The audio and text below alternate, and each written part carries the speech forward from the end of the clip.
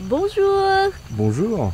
On vient d'arriver à Phu Luông et c'est une destination au sud-ouest de Hanoï, à environ 4h30 de route. Et Phu Luông, c'est un site pas très connu pour les touristes étrangers, mais c'est très populaire pour les Vietnamiens. Et en fait, ça ressemble un peu à Sapa avec les bennes rizières terrasses, mais avec les autres ethnies minoritaires. On va les découvrir. Allez, on y va!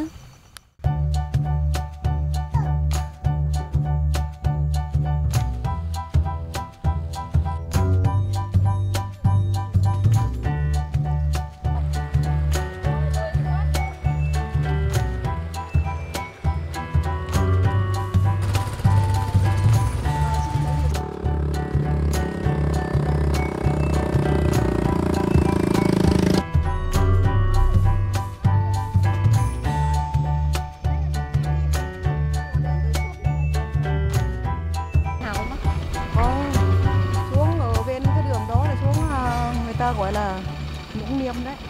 Cũng hợp lý nhỉ, tại vì nhiều kiểu các cụ ngày xưa không đi học ấy đúng không? Du coup, elle disait que ici c'est les villages de Thái Noir, comme ceux qu'on a vu la Dame hier aussi, qui fait partie de Thái Noir. Et eux, ils parlent toujours la langue, c'est la langue des Thaï entre eux. La langue de Thái Noir et Thái Blanc ne ressemblent pas trop quoi.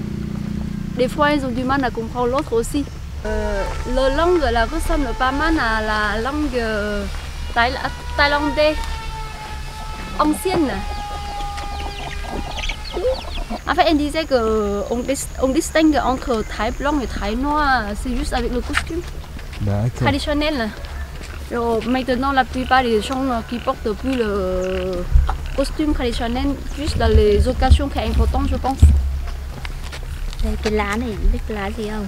Cái này á?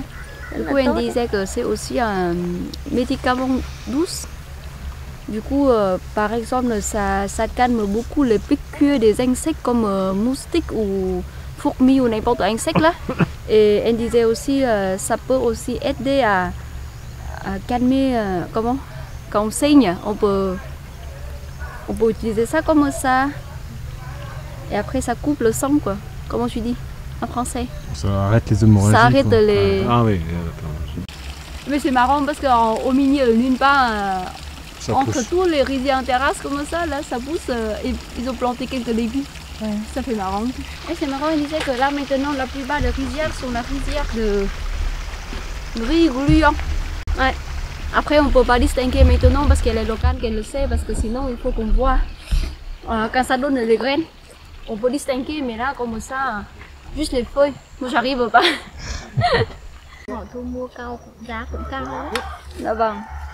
Du coup là il fait un trou là-bas pour planter un arbre là qui est tout petit comme ça. Et c'est un arbre qui donne le bois. Mais après il disait qu'il faut attendre 20 ans. Donc je lui ai dit que vaut mieux de garder ça pour les enfants. Voilà, c'est ça là qu'il va planter là. Bon, 20 ans c'est long hein. Ouais. Je propose qu'il plante d'autres choses qui donnent les résultats plus vite. Comme les bananiers. Thảo đi nha. Maman, papa, il y a le chouchou ici là. Ça, hier qu'on a mangé les légumes de chouchou là, ce sont des quiches comme ça là. On fait sauter avec de l'ail ou de bœuf là, c'est très bon. Qu'on a mangé hier, c'était hier soir non? Ouais. Et ça c'est le fruit aussi, on peut faire sauter aussi, on fait bouillir. On a mangé le chouchou bouilli ce midi là. Ouais. Ça c'est pas mal ça. Les coca đúng không? Khoai ils ont des poissons ici.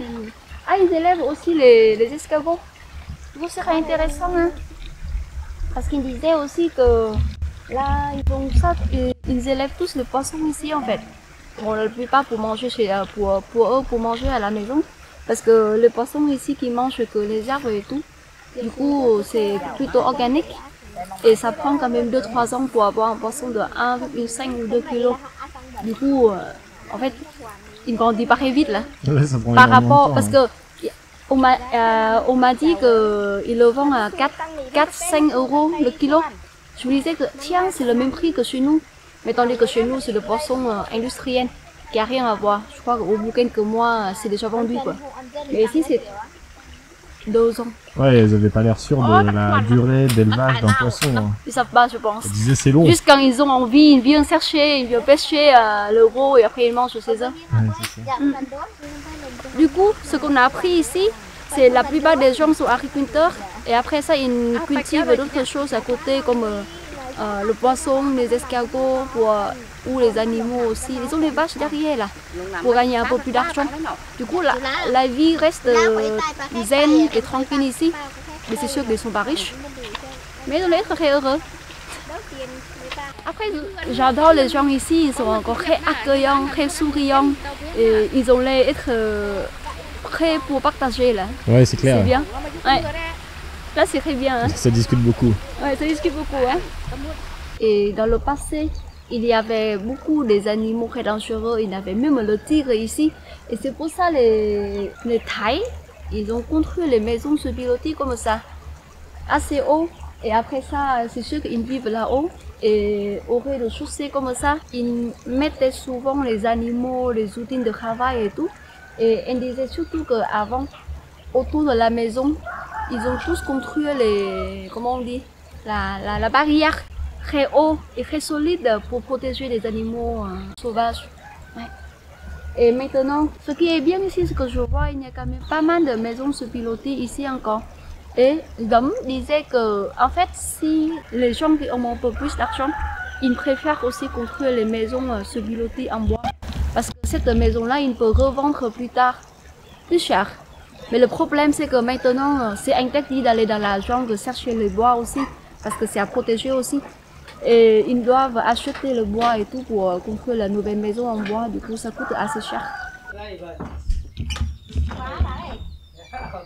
Du coup, dans chaque maison traditionnelle des Thaïs, là, ils ont toujours le foyer dans la maison. Et ça, là, c'est en terre en fait, là, le sol. Et après, c'est une cuisine en bois encore. Et c'est encore, ça ressemble un peu les autres ethnies en fait. Ceux qui ont le foyer à l'intérieur de la maison, ils ont toujours les étagères comme ça pour sécher les graines de maïs ou le riz, ce qu'ils veulent le garder pour la prochaine récolte. Voilà. Et aussi, elle disait aussi qu'avec le foyer, ça aide aussi à garder le toit. Le toit, c'est en feuille en fait, des feuilles spéciales, une sorte de feuilles de palmier. Du coup, avec le foyer, ça peut garder le toit sec et ça dure plus longtemps. Ça peut tenir plus longtemps. Elle disait que ça peut durer même 10 ou 15 ans, le toit comme ça. Du coup, après ça, il faut rechanger. Du coup, il parle aussi du toit et tout, là, les feuilles de palmier, là.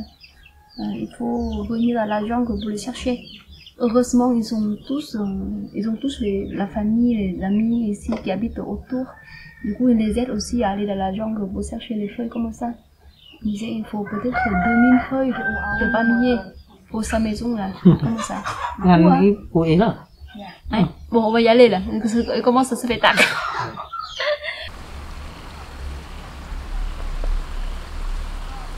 À 10 km du centre de Phu Luang, on voit plein de moulins d'eau qui tournent encore ici en fait. Le moulin d'eau ici tourne tout seul. Pas besoin d'électricité ou quoi que ce soit.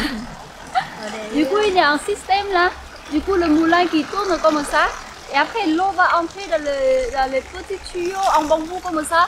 Et ça monte jusqu'au là-haut là, au pic. Après, l'eau va couler dans les tuyaux en bambou encore. Tu vois? Et après ça, l'eau va suivre le bambou, le tuyau bambou. Et après ça, ça descend directement dans le champ de rizière, dans la rizière.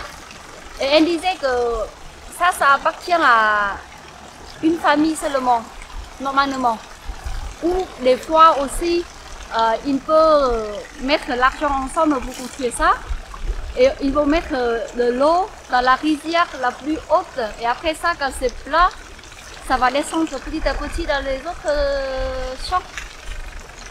Franchement, au début, je pensais que c'est un spot pour les photos. Je pensais pas qu'il y a les vrais moulins qui tournent encore. Mais bon, c'est très intéressant. Hein. C'est la première fois que je vois vraiment comment ça fonctionne, les moulins et tout. Du coup, à recommander. Parce qu'ils ont fait un petit pont pour traverser là-bas pour voir tous les moulins. Et Gum disait que du coup, en fait, il y a quelqu'un qui prend le ticket comme ça et après ça, il faut mettre l'argent ensemble. Comme ça, il distribue un peu à tout le monde et aussi avoir l'argent pour la maintenance des moulins.